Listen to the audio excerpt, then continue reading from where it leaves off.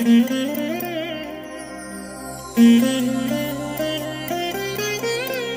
దినం పరము నుండి దిగివచ్చు మాట. ఇది నీ జీవితానికి వెలుగుల బాట.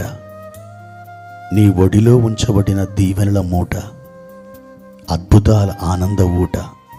ఏప్రిల్ 17 సంవత్సరమంతా బైబిల్ చదివి ముగించడానికి ఈరోజు మీరు చదవలసిన లేఖన భాగం ఉదయం 2వ సమూయేలు గ్రంథం 1 మరియు 2 అధ్యాయములు, సాయంత్రం లూకా సువార్త 14వ అధ్యాయము 1 నుండి 24వ వచనం వరకు.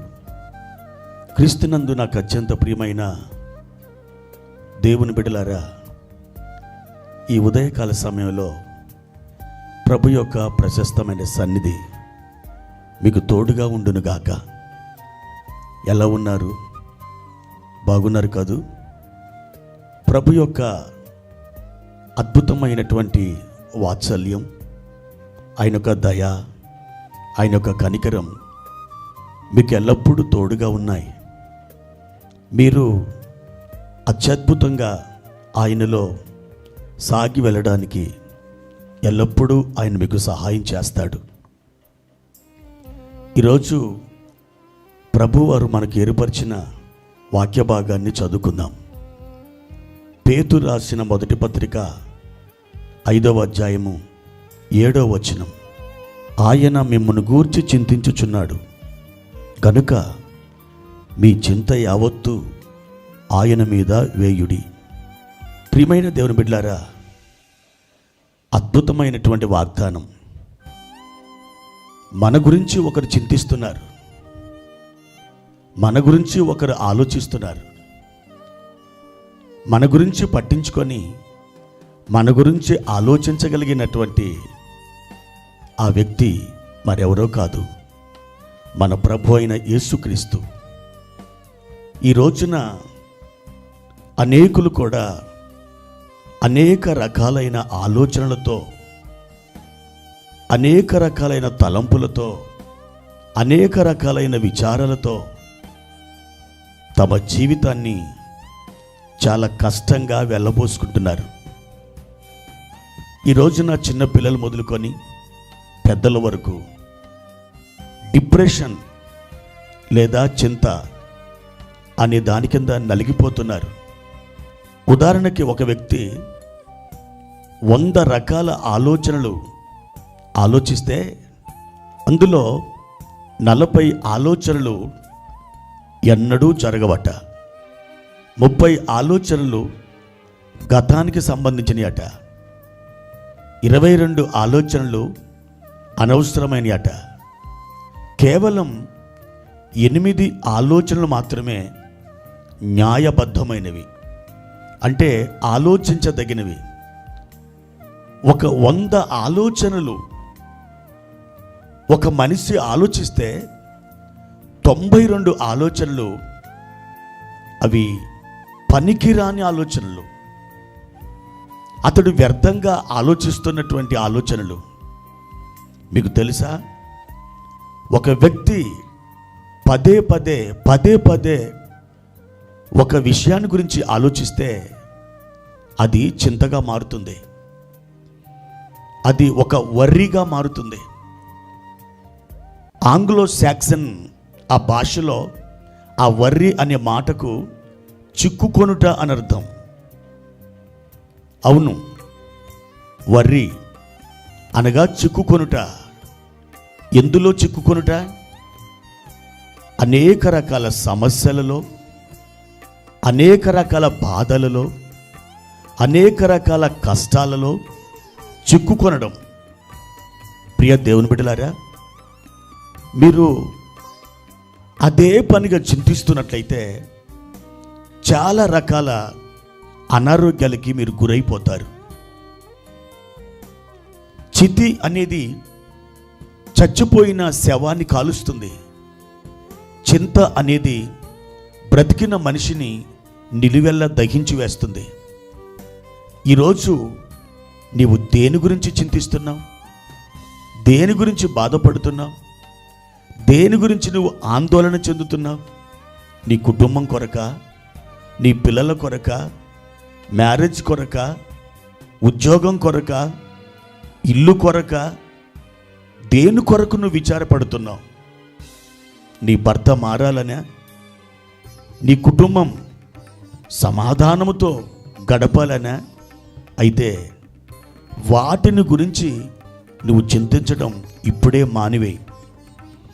ఎందుకనంటే నీవు చింతించినంత కాలం దేవుడు నీకు దూరంగా ఉంటాడు. ఆయన తన శక్తిని విడుదల చేసి నీ జీవితంలో కార్యం జరిగించాలంటే నీ చింత యావత్తును ఆయన మీద నువ్వు వేయాలి. అదే పరిశుద్ధాత్మ దేవుడు చెబుతున్నాడు. ఆయన మిమ్మును గూర్చి చింతించుచున్నాడు. కాబట్టి మీ చింత యావత్తును ఆయన మీద వెయ్యండి.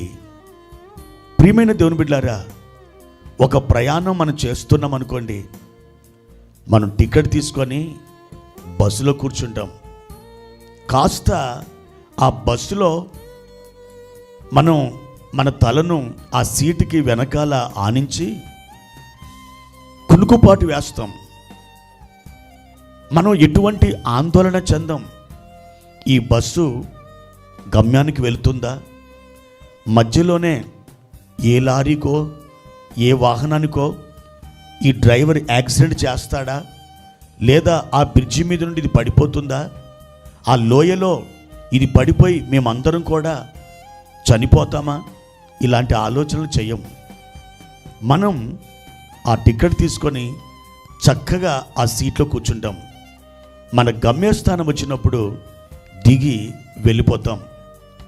నా ప్రియమైన దేవుని బిడ్డలారా, ఒక సుశిక్షితుడైనటువంటి డ్రైవరే నిన్ను అంత భద్రతగా నీ గమ్యస్థానానికి తీసుకొని వెళ్ళినప్పుడు నీ జీవితం అనే బస్సుకి డ్రైవర్ అయినటువంటి యేసు ప్రభు నిన్ను గమ్యానికి తీసుకొని వెళ్ళలేడా? తప్పకుండా ఆయన గమ్యానికి తీసుకొని వెళ్తాడు. నీవు నీ అంతట పుట్టలేదు. నీ జన్మకు నువ్వు కారణం కాదు, ఆయనే మనలను పుట్టించెను అని లేఖనం చెప్తుంది. కాబట్టి దేవుని బిడ్డ, నీ చింత యావత్తును ఆయన మీద వెయ్యి. నీకేది కావాలో ఆయనకు తెలుసు. నీ కన్నీరు ఆయనకు తెలుసు, నీ దుఃఖము ఆయనకు తెలుసు, నీ బాధ ఆయనకు తెలుసు, నీ ఆందోళన ఆయనకు తెలుసు.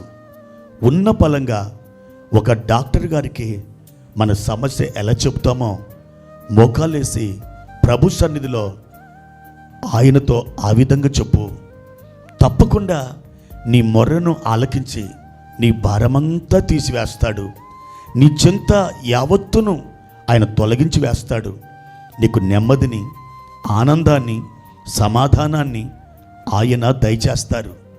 నీవు ఇంతవరకు పొందనటువంటి ఆ గొప్ప సమాధానాన్ని నువ్వు పొందుకునే విధంగా పరిశుద్ధాత్మ దేవుడు నిన్ను నడిపిస్తాడు. అదిగో ప్రభు నీ ప్రక్కనే ఉన్నారు.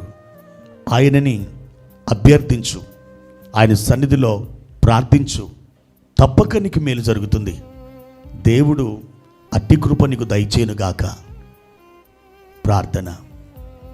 పరిశుద్ధుడా, ప్రేమ కలిగిన తండ్రి, మీ ఘనమైన శ్రేష్టమైన ఉన్నత నామానికి వందనాలు చెల్లిస్తున్నాను. మా ప్రియ పరలోకపు తండ్రి, నిన్న నేడు నిరంతరం ఏకరీతిగా ఉన్న దేవుడు, మా భారములన్నిటినీ భరిస్తున్న గొప్ప తండ్రివి అయ్యా. మా చింత యావత్తును మీ మీద వేస్తున్నాం.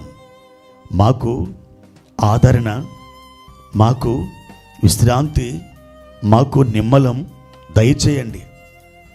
విశేషంగా ఈ ధ్యానాన్ని వింటున్న మా ప్రియులను ప్రత్యేకమైన రీతిలో దర్శించండి.